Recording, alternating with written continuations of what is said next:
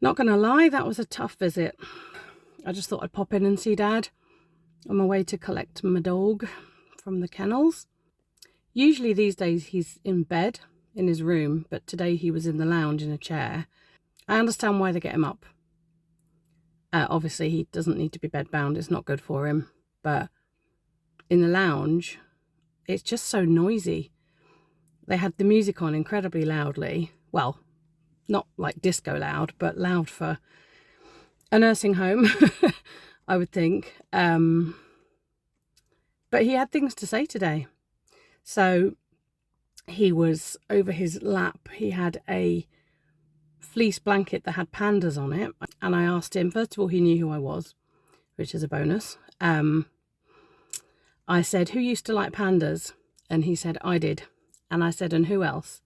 And he said, Lorraine. And I said, right, so that's me. And I said, did he remember that he used to buy me a little ceramic panda every time he went to Chinatown in London? And he said he remembered that. And I told him I still have them. They're still on display because they are. He said, why am I here? And we haven't had that one for a while. So I said, well, you have dementia and, you know, you're 80 years old now.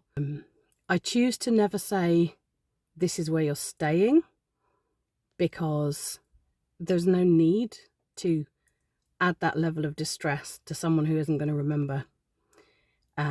Like by now he will have forgotten. So I said, Mum can't look after you at the moment. And then he said, what about the future? Which was a bolt out of the blue type of question. And so I answered, well, it depends how you do. I mean, what? I'm not going to not answer a question, but I'm also not going to throw him under the bus for the sake of explaining something that he can't understand that's going to cause him distress. And then he seemed okay with that. And I said, oh, and then he looked down at his fingernails, which I'll spare you a picture, but they're in a horrendous state. This is an ongoing thing.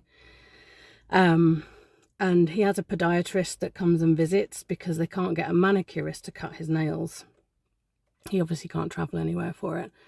And the podiatrist is coming on Friday. It's Wednesday today.